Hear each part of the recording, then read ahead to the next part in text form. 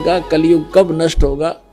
43,20,000 total समय है 4 युगों का, और 4,32,000 समय है इस कलयुग का।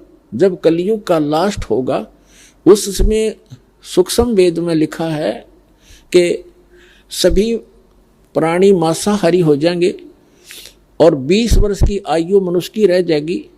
उसमें से 15 वर्ष की आयु में ये पहलवान भी हो लेंगे, जवान भी हो लेंगे, बच्चे भी पैदा कर लेंगे और मर भी लिया करेंगे।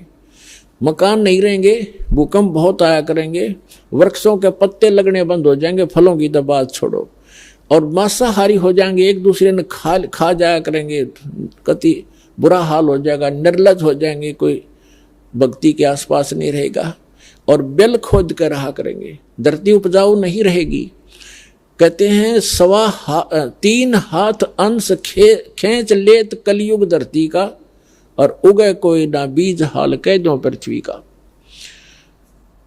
परमात्मा ने सूक्ष्म वेद में बताया है कि कलयुग का जब अंत होगा 3 हाथ, 1 हाथ इतना लंबा, यहां से लेकर ये 1 हाथ है 1.5 फुट का, यानी 4.5 फुट नीचे तक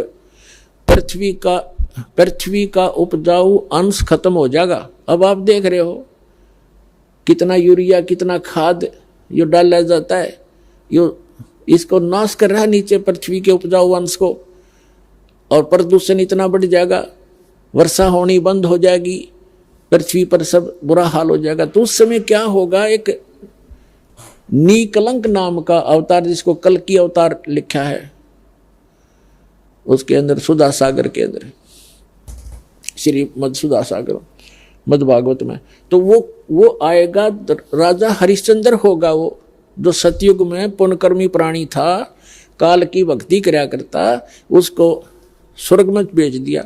अब उसको विष्णु जी के लोक में, वहां से फिर इसको अवतार 10वां अवतार बना के भेजा जाएगा, कल की नाम था। अब उसके कर्म बिगड़वा होगा काल, तो उस समय उन सभी कृतघ्नी प्राणियों को, कलयुग के अंत वालों को नू काटेगा, जैसे कसाई काटा बकरों को, सबको मारेगा, केवल उनको छोड़ेगा जिसकी थोड़ी बहुत भी आस्था उस समय भक्ति की होगी। उसके बाद क्या होगा? उस समय क्या होगा कि सब 1.5 फुट के 2 फुट की कद हो जाएगा, सब इससे ऊपर नहीं रहेगा। 1.5 या 2 फुट का कद होगा। 5 वर्ष की लड़की का विवाह हो जाया करेगा, और 5 वर्ष की लड़की के बालक होने लग जाएंगे। अब फिर वो कद कितना? 1.5 फुट का, वो बच्चे कितने होंगे? 6 इंच के। तो इस प्रकार वो कलयुग का अंत होगा। उसमें क्या होगा? क्योंकि एक तो संसारिक लोगों के किस्मत के आधार से वर्षा होती है, उनके पुण्यों के आधार से। फिर परमात्मा अपने हिसाब से सृष्टि क्रम को चेंज करते समय इतनी जबरदस्त वर्षा होगी, पृथ्वी के ऊपर कई फुट, 20-20, 30-30 फुट पानी खड़ा हो जाएगा पूरी पृथ्वी पर, और जो वहां व्यक्ति बचे हुए होंगे वो ऊपर के पहाड़ी क्षेत्र में चले जाएंगे, ऊंचे स्थानों पर।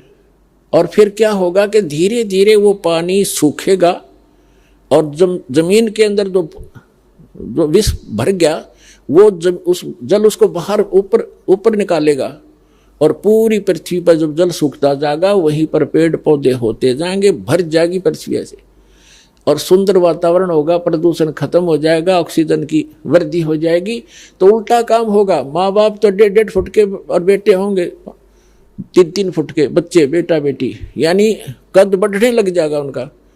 और सतयुग के अंदर 100 फुट की, 100 से भी ऊंची फुट कद हो जाता, 100 फुट से भी ज्यादा।